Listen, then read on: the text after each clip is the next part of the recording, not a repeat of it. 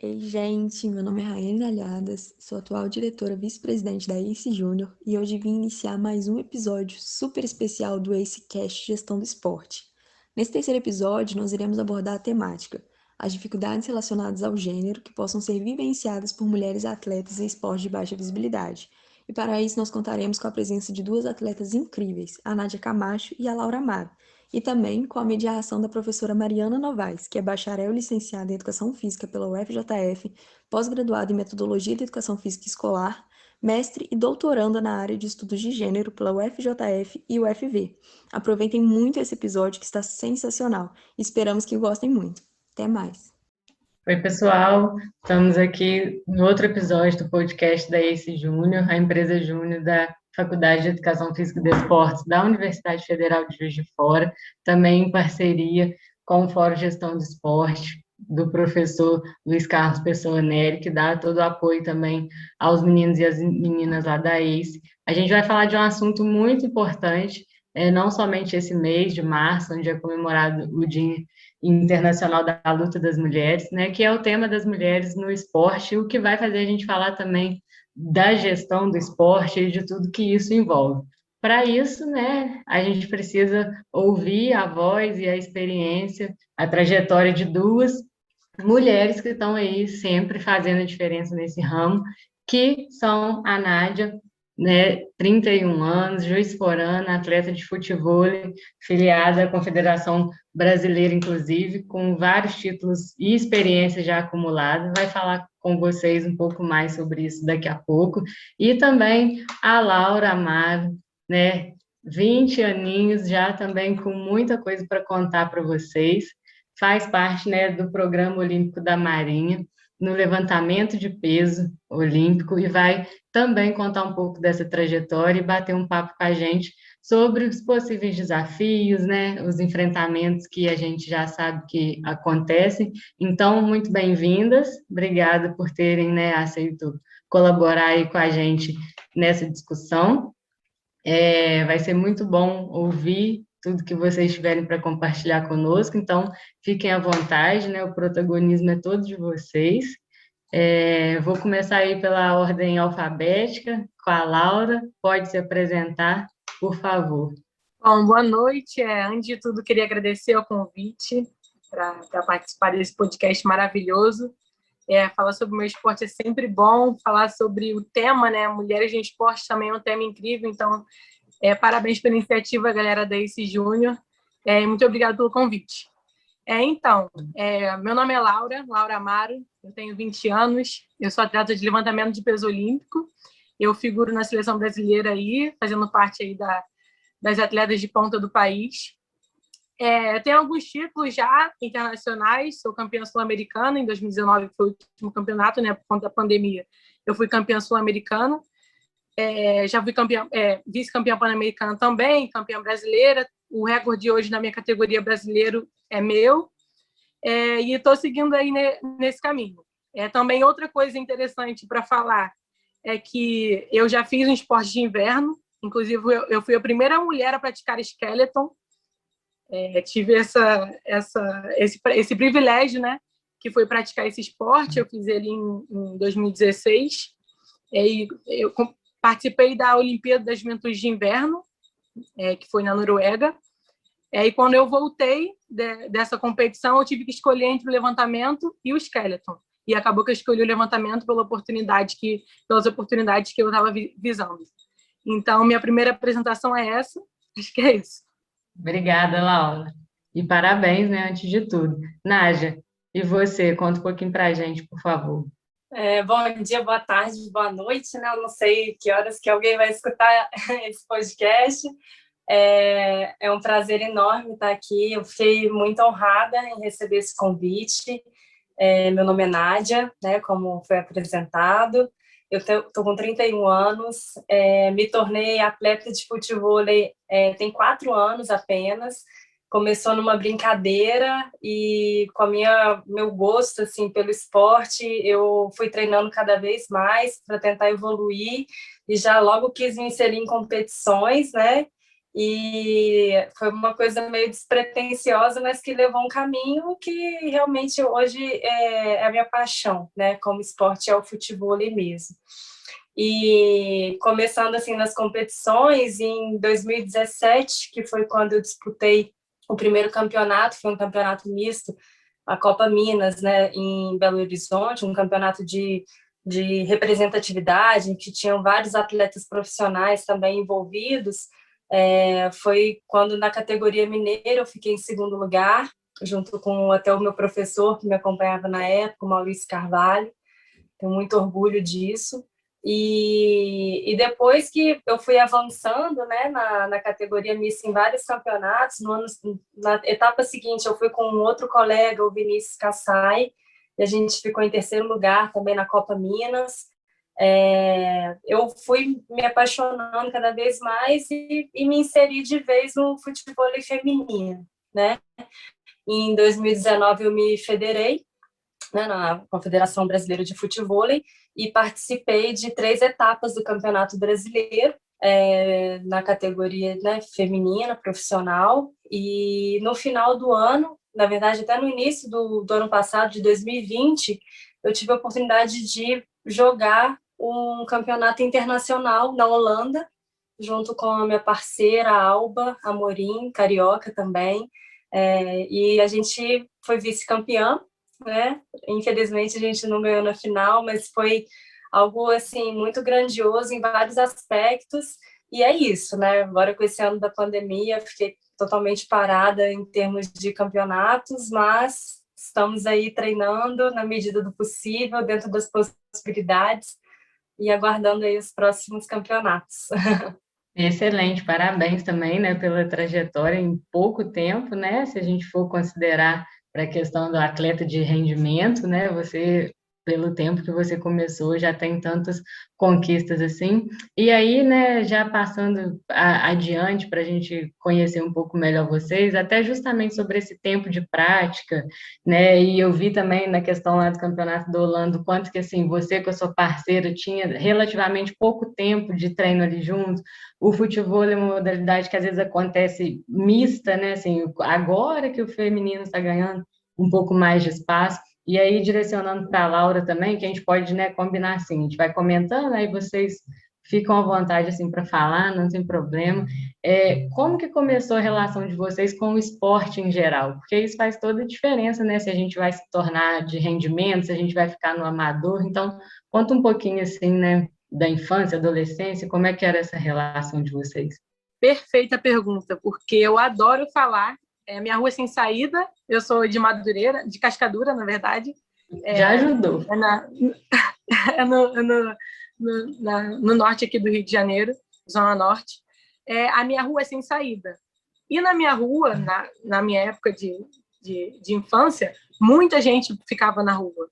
Hoje em dia, não mais, por conta da violência, de avanço da tecnologia, mas na minha época muita gente ficava na rua e todas as crianças brincavam de tudo. Todas as meninas jogavam futebol, ninguém tinha o preconceito, ninguém tinha nada. Os meninos também brincavam de brincadeiras que supostamente, seriam mais brincadeiras direcionadas à mulher, mas desde o começo a gente sempre quebrou muito essa barreira de o que é de homem e o que é de mulher. Então, eu falo que eu comecei a ser atleta na minha rua. Eu só sou atleta por causa da minha rua. E logo em seguida, eu gostava muito de futebol, então entrei numa escolinha de futebol e fiquei lá até eu conhecer o levantamento de peso, mas eu também já fiz outros esportes. Na escola, então, a educação física era dia santo. Não podia faltar educação física de jeito nenhum na escola. As professoras também sempre muito empolgadas, né? E eu queria jogar tudo, não tinha essa. Era no recreio, era na hora da educação física mesmo. Mas, continuando, eu fiz a escolinha e quando foi em 2013, por meio de uma indicação, eu fui fazer um teste no levantamento de peso. Que aí eu fui lá no quartel da Marinha, conheci o meu treinador hoje, que é o Carlos Aveiro, e a primeira pergunta que ele me fez foi: você gosta de sofrer? Você gosta de sentir dor? Aí eu falei, caramba. no que eu tô me metendo?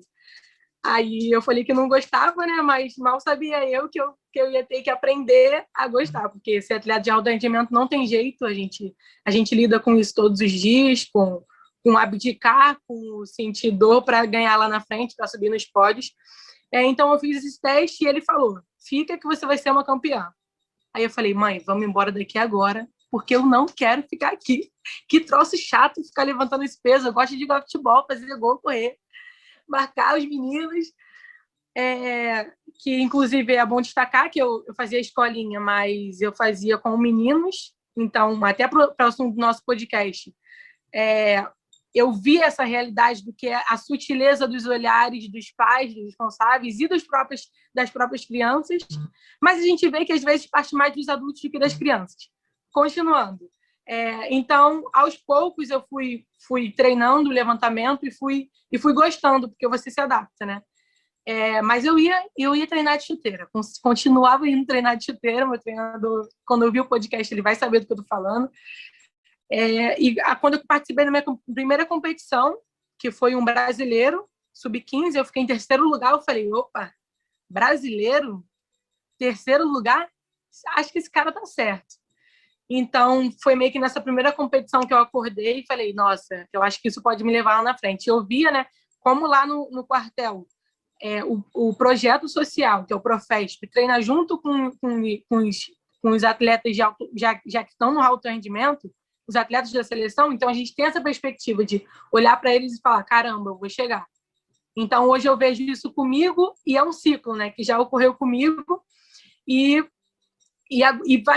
vai ocorrer com outras pessoas.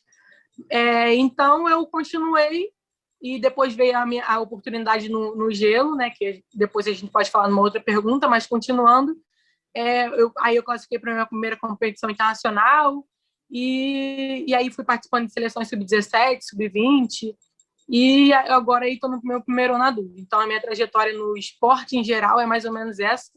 Inclusive, estou concluindo a licenciatura em Educação Física esse período, fazendo meu TCC aí, desesperada. Mas muito grata à Educação Física, ao esporte, à cultura corporal movimento, porque muda vidas, e quando a gente fala de mudar vidas, não é brincadeira, né? Então, é isso. Bom, que trajetória linda, né? Nossa, muito, muito. Eu tenho muito orgulho de ter atleta assim, né, no Brasil que, poxa, você tá carregando aí uma história muito bonita, Laura. É um prazer poder compartilhar e saber dela através de você muito mesma, obrigada, né? muito obrigada. Que A história é privilégio. nossa. É um Muito prazer maneiro. compartilhar, falar e ouvir. Ouvir é importante. Vamos lá. Ótimo. Nádia, aí antes de você continuar, então, aproveitar seu gancho, ela fala da importância da educação física, né? A gente está aqui falando de atleta, a gente está falando de vocês que estão num cenário internacional até, mas você também é professora, né? A gente vai falar sobre essa questão das mulheres que têm essa dupla, tripla jornada, que ainda não conseguem viver do esporte, e você é um exemplo disso também. Então, se na sua fala você já quiser incluir, assim, acabou de dizer do orgulho que você sente, você também é professora em outra área, mas sabe da importância que a escola tem muitas vezes na trajetória profissional, né? Então é um ponto também a ser destacado. Sim, tem razão. Bom, então vamos lá, né? Em relação à minha trajetória no esporte. Bom, desde criança, assim, eu sempre fui uma criança muito ativa e na minha trajetória escolar, educação física era o top, assim, né? Se fosse para escolher uma matéria para ter todos os dias da semana, em todos os horários, era educação física para poder praticar mesmo. E eu venho de um ensino que eu concluí, né, meu ensino básico e ensino médio em Viçosa, e lá até tinham as competições, os JEVs, né, Jogos Escolares Viçosenses, e sempre que eu podia, eu entrava em qualquer modalidade, menos futebol. Nunca tive muita afinidade, nem muito apreço pelo futebol. Curioso isso, né? Mas o vôlei, basquete, handebol, onde eu podia treinar e qual modalidade fosse, eu ia peteca, qualquer coisa. E aí participava, né, nesses jogos escolares. Então, eu tinha uma vida relativamente ativa, assim, né, em termos de esporte mesmo na infância, né, até a adolescência. Foi quando eu passei para o vestibular primeiro em artes, depois eu transferi para arquitetura aqui em Juiz de Fora, aí eu saí de Viçosa e me mudei para Juiz de Fora justamente para poder fazer a faculdade. E me estabelecendo aqui, eu ganhei uma nova rotina, né? E nessa nova rotina, o esporte ficou de lado. Eventualmente eu ia para alguma academia, treinar qualquer coisa, mas eu sempre achei um saco fazer musculação, essas coisas monótonas, né? A gente que vem de brincadeira, do esporte lúdico, digamos assim, quando entra numa atividade monótona, é muito, assim, é difícil, né? Para você emplacar, você tem que realmente fazer daquilo ali uma rotina por um tempo muito, muito grande, para você sentir falta de fazer aquilo, digamos assim. E foi nessa de entra e sai de academia, né? Agora eu vou tentar isso. Cheguei a fazer natação, aí eu me mudei, então fiquei longe da piscina e fiz outra coisa. E aí, quando eu já estava no final do mestrado, né? Terminei a arquitetura, e nesse processo de tentar fazer alguma coisa de esporte, mas nada fixo, nada. No final do meu mestrado, já no final do primeiro ano, eu passei num concurso, né, que foi para o Instituto Federal, ao qual eu faço parte até hoje, né, do corpo docente. Hoje eu dou aula de desenho técnico, assim, quando eu prestei até o concurso, eu nunca achei que eu pudesse dar aula do que eu dou aula, e eu me apaixonei, eu me encontrei em sala de aula, embora a arquitetura ela sempre estivesse presente, né? Se não fosse a arquitetura, eu não estaria onde eu estou hoje. E nesse processo, né, de estudos e de tentar me encaixar em alguma coisa, foi quando, em mais uma tentativa de musculação, dentro da academia, eu conheci o meu professor, né, técnico, posso dizer assim, o Maurício Carvalho, que ele estava dando uma aula de funcional. E, na época, aquilo ali me chamou muita atenção, porque eu falei, não é tão chato igual musculação isso. E eu abordei, né? E falei, o que é isso aí? Aí comecei a fazer o treino de funcional com ele, que eu já achei muito mais legal do que a academia. E ele já tinha, em Juiz de Fora, naquela época, em 2016, né, que foi quando teve esse contato, a escolinha, né, o centro de treinamento de futevôlei em Juiz de Fora, e ele tinha uma turma feminina, que era aos sábados de manhã, na ABB. Apenas essa turma. E foi quando, né, ele insistia para eu ir, eu falava, fute? Não, nunca gostei de futebol, nunca nada em relação a não, de jeito... E rolou uma certa insistência em não ir, né? Até que um belo dia eu topei a experiência de participar de um treino, e aquilo veio igual, assim, eu não sei nem dizer, mas passou um filme na minha cabeça das aulas de educação física, e aquilo me resgatou a memória de como era prazeroso praticar um esporte, né? Pronto. Aí, como ele mesmo diz, o mosquitinho do futevôlei me picou.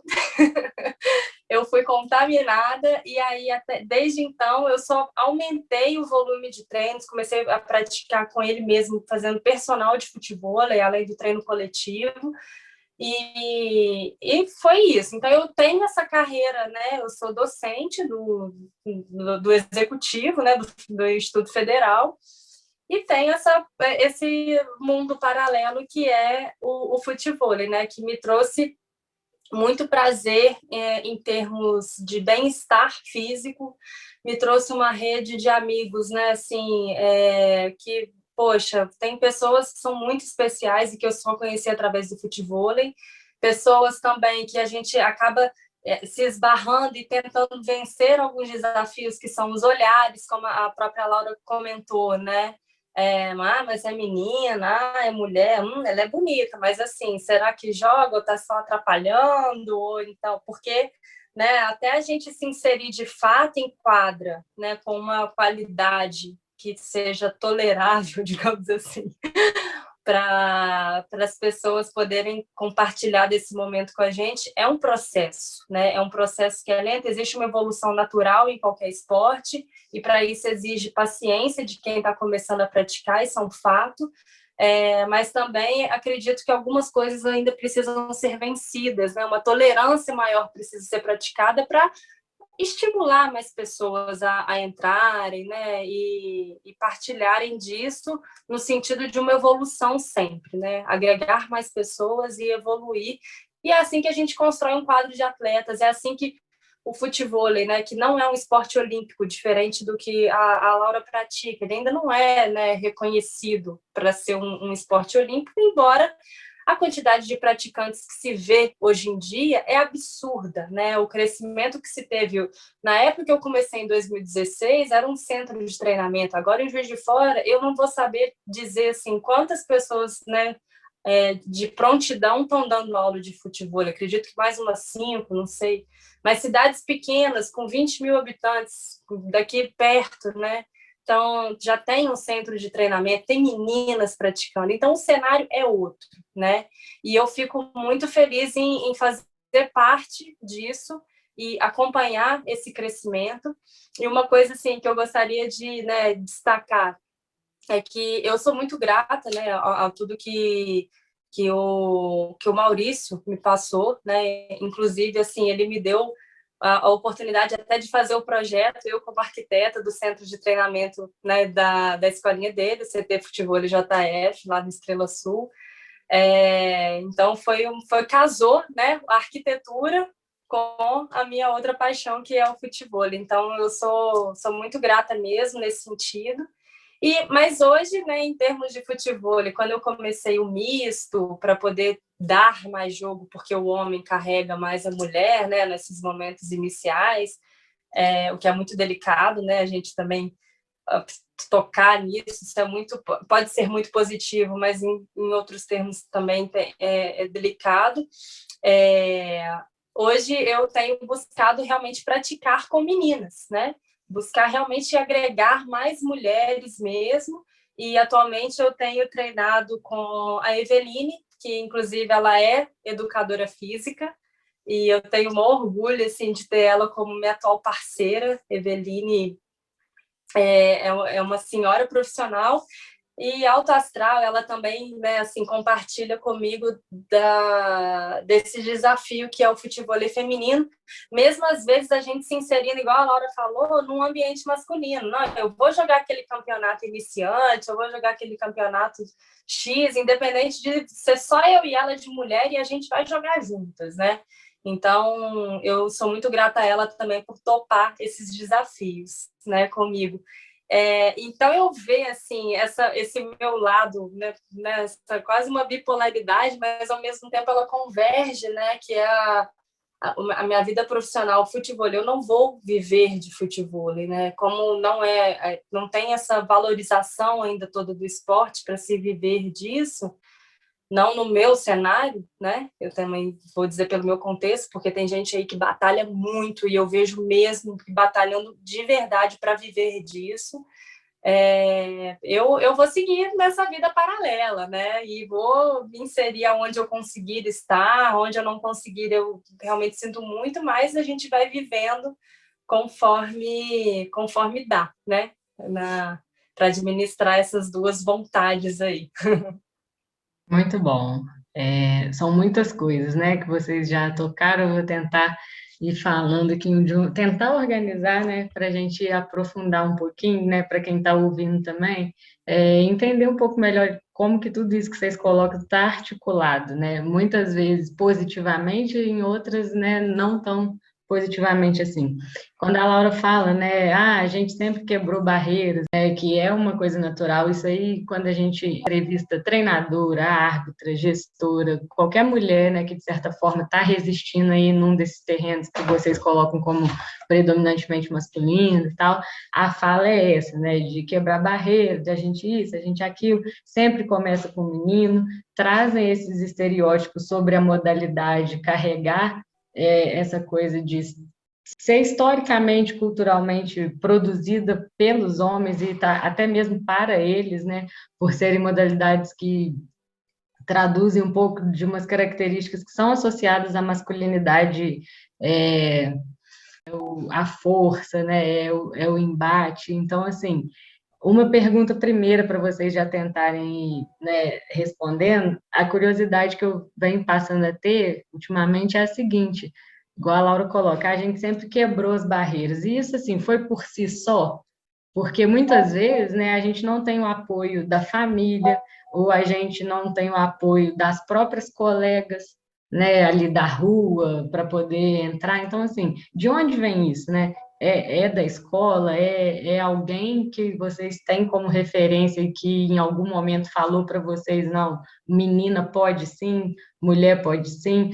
Porque imagino que não foi a mídia, né, que muitas vezes caminha na contramão disso. Então, assim, esse é o primeiro ponto, né? Vocês já chegaram, vocês já romperam, vocês estão aí continuando, mas de onde veio, né, assim, talvez uma referência ou talvez essa capacidade mesmo de olhar e falar, não, eu posso sim, não tem nada a ver. Porque isso vai culminar lá na frente no que vocês colocam, né? E aí, Nádia, pulando já para o que você fala. No futebol tem a dupla mista, que é uma outra coisa que muitas vezes principalmente quando a gente fala de feminismo e tudo isso, tem mulheres que se opõem a essa coisa do misto, porque acha que se você se sujeita a isso, você não está sendo condizente com, né, algum discurso, alguma teoria que você mesmo tem como bandeira.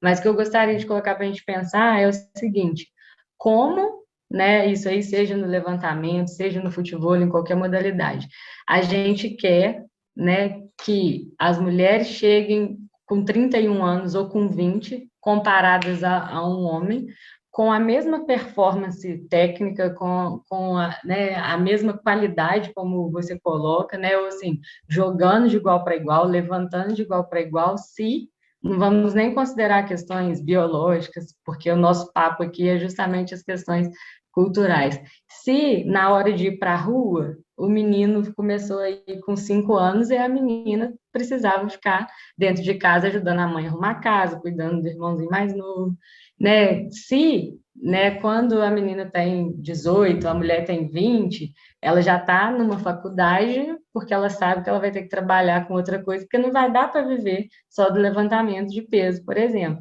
Então, não dá para a gente comparar o incomparável, né? Então, a primeira coisa que eu gostaria também da gente colocar aqui é isso. Daqui para frente, né, no podcast, quando elas falam, às vezes comparando ao masculino ou dizendo isso da importância do misto, né, ou do quanto que é sim importante ter um parceiro, um homem nesse caso no começo, porque é isso, gente, não é porque a mulher é inferior tecnicamente, biologicamente, de modo nenhum, mas nós temos oportunidades muitas vezes diferentes, por tempo diferente, então é óbvio, né, que a nossa performance também vai ser diferente.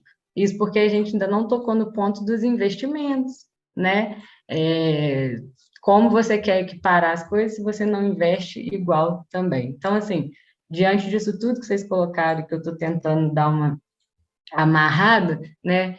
Como que começou essa resistência e como que vocês enxergaram que vocês realmente poderiam? É mais ou menos por aí. Bom, isso é muito, muito interessante você falar isso, porque realmente a coisa tem que ter um pontapé, né? Você não enxerga que você é uma mulher e pode fazer uma coisa que um homem pode fazer, é muito difícil você ter essa sutileza sozinha. Criança, eu até tinha esse pensamento, mas sem dúvida, eu acho que a questão da representatividade ajuda muito. Eu ver a Marta sendo a Marta era uma coisa que me cativava muito. A Marta é a Marta. Então, eu vou jogar de igual para igual com eles, porque, pô, a Marta é a Marta. Então, sem dúvida, representatividade é um ponto alto. E é hoje o que eu busco enquanto atleta. É representatividade para outras meninas. No meu ponto hoje, como terceiro sargento da Marinha, como atleta da seleção, como formando em educação física, eu tento me galgar para outras meninas terem essa representatividade. Olha, você pode. Você é mulher, mas você pode ser forte. Você é mulher, mas você pode ser terceiro sargento da Marinha. Você é mulher, mas você pode ser da seleção. Então, cara, você vê a Serena Williams ganhando tanto Grand Slam, sendo mãe e voltando. Gente, isso é o ápice da representatividade. Então, ver mulheres no topo chama mulheres para o topo. É mais ou menos isso que eu penso sobre isso. Esse é o ponto, né? Essa palavra que a Laura colocou, ela é muito forte, e essa representatividade ela pode partir de algo externo ou algo interno, né? Algo familiar, né? No meu caso, eu tenho referências do feminino dentro da minha família de independência. A minha avó, ela era educadora física, né? Ela é educadora física, está aposentada, digamos assim, né? Então, ela foi assim o meu primeiro ponto de enxergar que assim a mulher, ela, né? Inclusive fora de um tempo que hoje as coisas ainda, né, estão caminhando muito, mas ela é de um tempo que era muito retrógrado, né? Ainda a ideia, né? Dessa como é que eu posso dizer, dessa cabeça aberta, né? Então, ela dava aula de educação física num momento que, no internato, num colégio que era feminino, né? Então, assim, era só mulher, era de colégio de freira, e ela já dizia, não, você está menstruada, isso não é um problema, você pode praticar o esporte mesmo assim. Então, isso é um tabu muito grande, né? E ela sempre teve essa característica de ser uma força muito forte dentro da minha família, além de outras duas tias-avós também, independentes, completamente. Então, essa representatividade, no meu caso, ela tem uma força familiar muito grande. A minha mãe também, as mulheres, né, da minha família, elas realmente têm uma força muito muito forte, e eu carrego isso, e da mesma forma que a Laura falou, eu tento transpor isso também para as mulheres que eu cruzo na minha vida, né, de fomentar essa independência. A gente consegue, não em termos comparativos em relação ao homem, mas a questão não é nem você se comparar ao próximo, né, é você realmente se desafiar e vencer os seus próprios desafios, né, superar os próprios desafios. Então, segue mais nessa linha, né, do que de outras. E quando eu fui me aproximando do futebol feminino, né, conhecendo as atletas, a Josi foi a primeira atleta profissional de futebol que eu tive o primeiro contato com uma atleta mulher foi a Josi, que é campeã mundial. Ela, né, assim, enfim, eu falaria horas aqui do currículo dela. Ela foi uma pessoa que me empoderou muito. Então, ela falou, você tem que treinar isso, você consegue. E foi algo que me deu uma alimentada, assim, em continuar, em persistir treinando e agregar mais mulheres, né? As minhas colegas aqui também de Juiz de Fora, a gente, né, em conversas, até em conversas de bares, depois que a gente treinava e tal, tinha essa característica da gente se abraçar, se fortalecer enquanto um grupo, né, feminino, e é nesse sentido que a gente tenta fortalecer mesmo a voz da mulher, né, o espaço da mulher no esporte. E foi curioso porque, tentando passar essa representatividade adiante, né, hoje eu me vejo até numa posição que eu consigo representar meninas aqui de perto, né? Que, nossa, a Nádia, ela vem. Então, isso para mim poxa, nossa, muito gratificante mesmo. E eu até, junto com mais duas meninas, a Mariana Novaes e a Mariana Esteves, a gente fez uma página no Instagram, Minas no Futebol, justamente para fomentar e divulgar a mulherada de Minas, né? Que não tem praia, não é mar, mas a gente pratica futebol. Eu ia fazer essa piada antes, quando você começou a falar, né, que você foi ser vice-campeã lá na Holanda, assim, uma mineira com a carioca, eu já ia fazer a piada, você fez agora. Agora tem praia, né? E hoje a gente descobriu que quem projetou a praia de JF foi você. Ai. Tá vendo? Meninas, mas então, seguindo, né? Sobre essa questão, então, de quem foi referência, desse pontapé inicial, assim, para que vocês, né, hoje sejam esses símbolos, né, de resistência, enfim, e tenham todas essas conquistas, uma coisa que é bastante importante a gente pensar, né, assim, a Nádia cita a avó, a mãe, né, a Laura também fala ali de algumas mulheres em alguns momentos, majoritariamente, a gente ainda sabe né? Por mais conquistas que as mulheres venham tendo em questão de sair do espaço privado para o público, conquistar o mercado de trabalho, né? Superar um pouco dessa ideia de que a educação dos filhos e das filhas é uma atribuição maior da mãe do que do pai, por exemplo, isso vem melhorando, mas a gente sabe que majoritariamente quem educa meninos e meninas são mulheres. Isso é um dado, né, estatístico, se quiserem confirmar. Então, é muito importante, né, que as mulheres tenham essa postura que a avó da Nádia teve, né, por exemplo, que parta, né, de mais mulheres educarem meninos e meninas, né, de modo equitativo em relação a qualquer questão. Porque uma das coisas que a gente precisa pensar, né, é realmente isso também. A gente vê muitas vezes que as mulheres chegam, elas se tornam referências, mas às vezes temos ainda um pouco dessa educação, dessa época anterior que a Nádia coloca, o quão diferenciada sua avó era, né, por um tempo atrás já ser um pouco visionária, mas a gente ainda tem muitos exemplos do contrário, né, mulheres, mães, assim, no século XXI, que ainda reforçam determinados estereótipos, então eu penso que é nisso que a gente tem que atuar e atacar mais ainda hoje em dia, né? Porque isso vai fazer com que existam ainda os olhares que vocês comentam, né? Então é isso, pessoal. Estamos finalizando mais um episódio do AceCast Gestão Esporte. Gostaríamos muito de agradecer a presença de todos que estão aqui nos escutando e também a presença das nossas convidadas mais que especiais. Fiquem espertos que em breve lançaremos mais episódios do nosso podcast e para ficar por dentro de todas as novidades, fiquem de olho nas nossas mídias sociais, hein? Até o próximo episódio!